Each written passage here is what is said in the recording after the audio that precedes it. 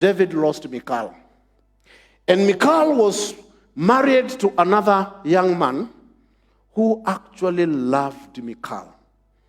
Later on, when you read about the reunion of David and Michal, you discover that Michal never loved David.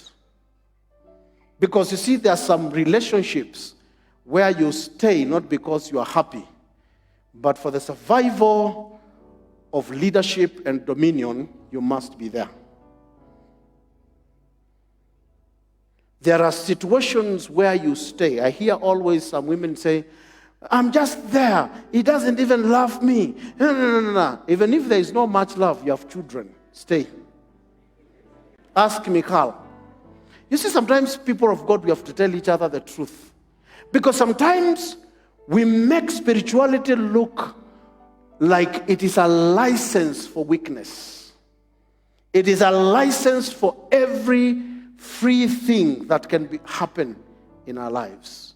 So Michal is married to another man, and when David regains authority and begins to reign in Judah, he says, I'm going for my wife.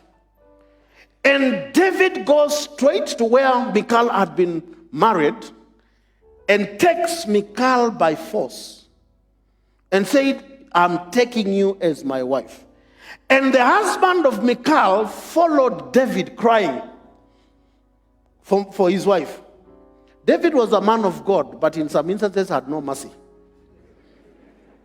Can you imagine a man of God, a man after God's own heart, carrying a woman on the shoulder?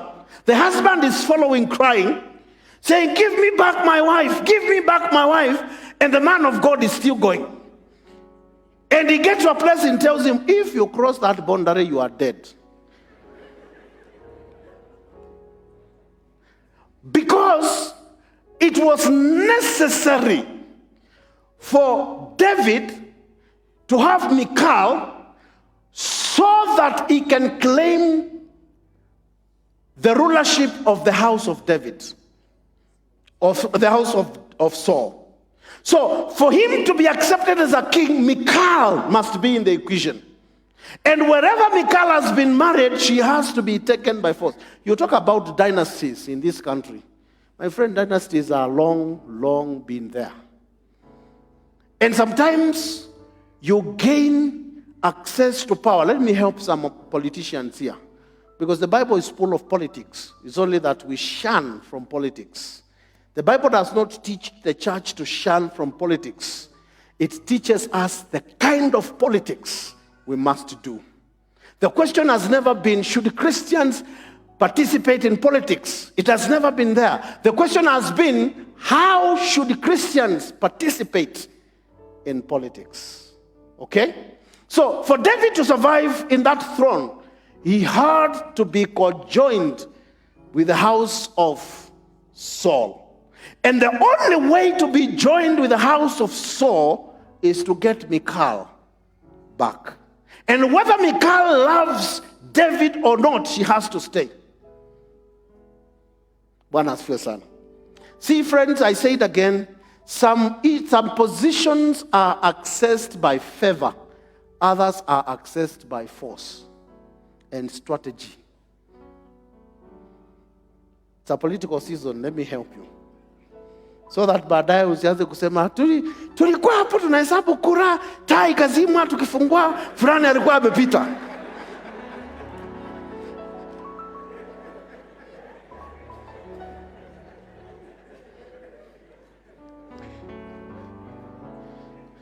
Every man of God, every woman of God must have enough nerve to be courageous and to take that which is rightly theirs without exercising mercy.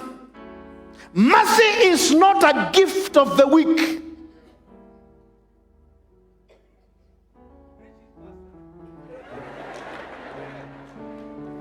Bwana asifiwe sana. See, we told you we want top politicians from here, top MDs from here, rich men from here. There are some things that will come from our knees, and others will come from the fighting field. So if you run away from the field where men are fighting to come and hide in church, you will only receive the Holy Communion.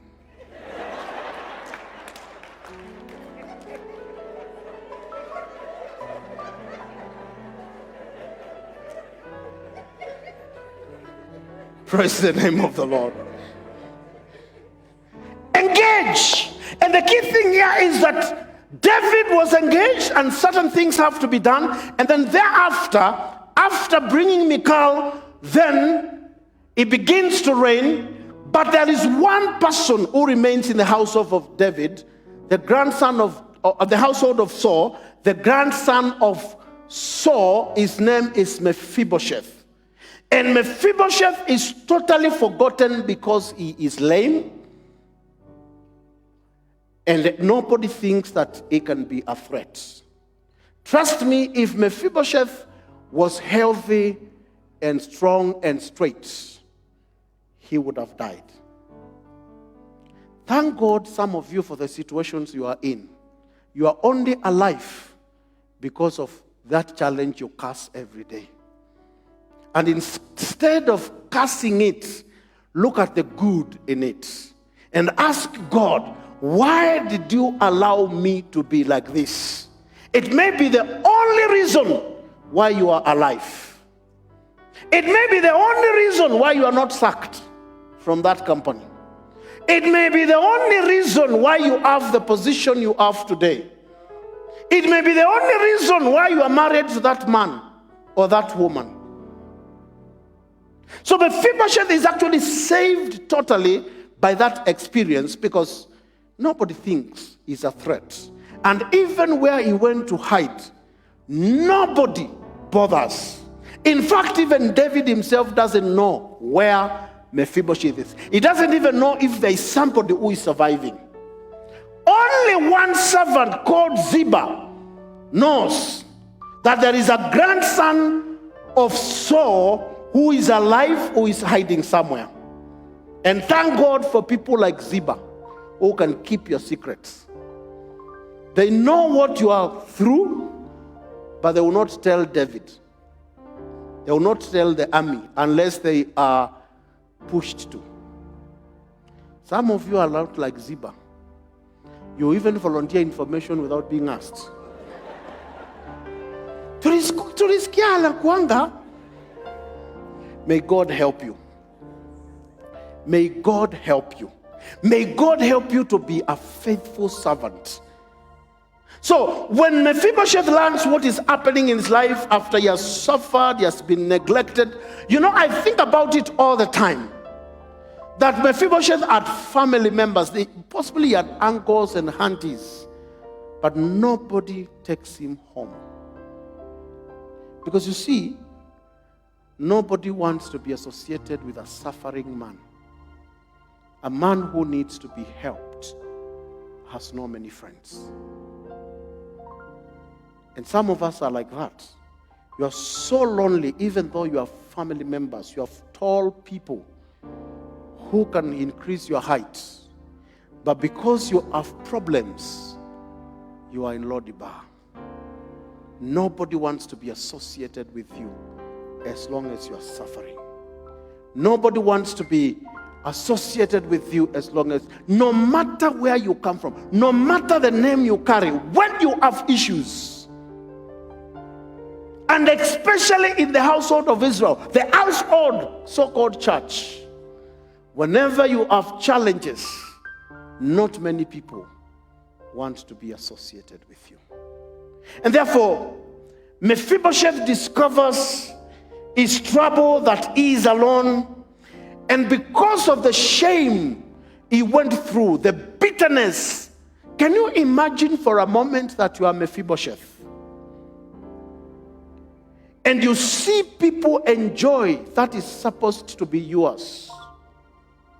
You hear on the news how people are riding on horses where you are supposed to be riding.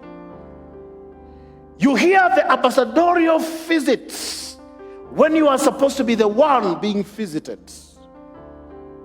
And you cannot be able to speak because if you raise your voice, you are done.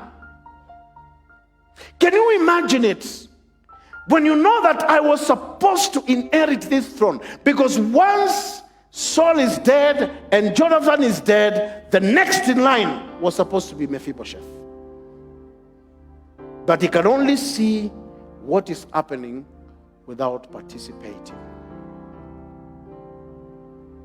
A king was supposed to lead people to war and to conquer, but he's so lame that he can't even ride a horse.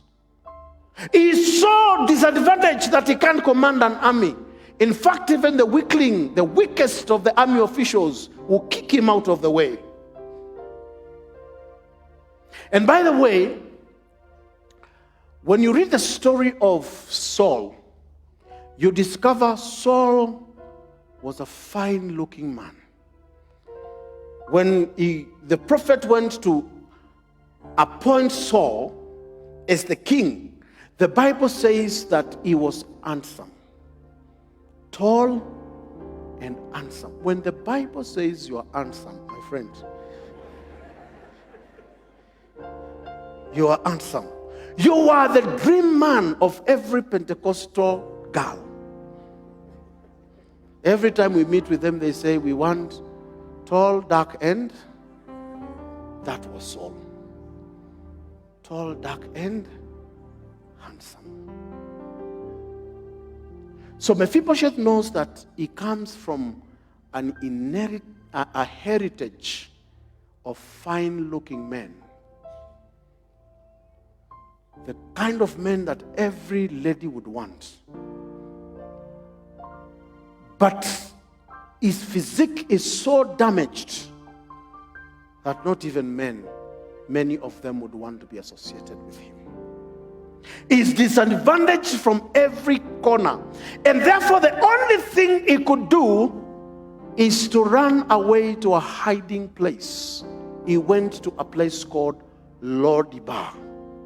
Lo-debar is a word that actually means a place where there is no pasture. It was derived from the shepherding community, where they would say, people who shepherd. The Hebrews were like the nomadic societies of our country. They moved. Most of the times they would move to places looking for greener grass. And they went to this place where there was nothing to feed their sheep. There was absolutely nothing. It was a place of problems where there is no pasture. And the place was called Lo-debar, an unproductive place. He is even living in a borrowed home of a man called Amir. Is living in a place where it is totally opposite of where a prince should be living. Can you contrast this place with what David says? On one hand, Mephibosheth is suffering. On the other hand, David is enjoying. While Mephibosheth is in Lo-debar, David is in Jerusalem singing and saying, he makes me to lie down in green pastures. He leadeth me beside the still waters. And because he is the king, and the song of the king spreads with the news. Nowadays, even when our politicians try to sing in political rallies, it is in news. Even though some of them are not gifted in that area. And Mephibosheth can see it from a distance that there is celebration where I was supposed to be, but there is no pasture where I am. And I want to talk to a child of God today who says, I am a child of God. I am chosen as a co-heir together with Christ. But I'm in Lo-debar. I am in a place where there is no pasture. Have you ever been to that place where even when people give testimonies of what is happening, it makes you more bitter? It becomes a trigger. It triggers your depression. It triggers your depression. Even when people talk about the goodness of God, instead of becoming a blessing, it triggers. It reminds you of yesterday. It reminds you the memories of yesterday and what happened in your life. David has a psalm. Meph has no psalm. David has pasture. Meph has no pasture. He can't say that the Lord is my shepherd. Why? He has been through issues to the extent that he went to a place of solitude, a place of loneliness. Lord, have you ever been in situations to the extent that the only best thing you can do is to keep quiet and go hiding? I know counselors, psychological counselors will always tell us, a problem half spoken is a problem half solved. My friend, you've not seen problems. There is a level of issues where the best healing is to keep quiet. Because if you dare speak, you are done. Meph was in a position where if he would share his problems with anybody, immediately the army will know where he is and will be sniffed out. Have you ever been to a place where you are so pressed, everything in your heart wants to speak, but you can't speak because when you speak, you divulge classified information and you are done? The other day I saw a certain portrait, I think it's a meme, of somebody who is looking nice and has a long mouth like that of a crocodile, and is trying to climb on a ladder, but the mouth can't make him go to the next level. And then they said, unaweza kupanda lakini mdomo yako ndio imekuzuia. You know? There are some times, and listen to me, people of God, because I've been to some places. Sometimes we preach because we understand. Sometimes we say things because we know. There are some places where you know that you want to speak, but you can't. Because speaking is digging your grave. Speaking is finalizing your eulogy. That is where Mephibosheth was. You want to talk, you want to be healed, but you can't. It is so devastating when you are denied privilege and you are also denied speech. You are denied a voice. Whenever you are denied a voice, you are done. And I want to tell you something, people of God, and I may mention this off the cuff. Part of the reason why the church in this country will never have enough influence is that anytime there is a season of politics, you are denied space to speak, and you accept it. You can't express yourself. This is where Mephibosheth was so pressed. And let me tell you something. There is a level of life you go that being in Lo-Debar, in that season of suffering, is the best heaven you can experience at that time. Sometimes people say, oh, don't go hiding, oh, blah, blah, blah. But sometimes you get to a place where being in that season where you are, being in Lo-Debar by itself is a salvation. Because you don't want to see people. You don't want to hear from people. Because people will talk about what happened to you, but nobody will want to know why. People will talk about what they heard about your story, but nobody will ever address the why. People will talk about what happened to you, that you are divorced, but nobody will ever ask why, and nobody will ever give you a chance to say why. People will talk about issues. They will talk about you, and they focus on what? And they will broadcast everything on what happened that day and how you were dropped and how you are lame and